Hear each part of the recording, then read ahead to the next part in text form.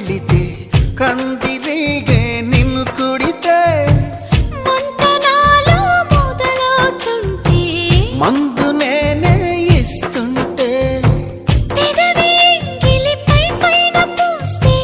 బాధ తగ్గి బాగుంది అంటూ హాయిగా కనులే మూస్తే ఏదేదో చెయ్యమాకు ఆడయిర హే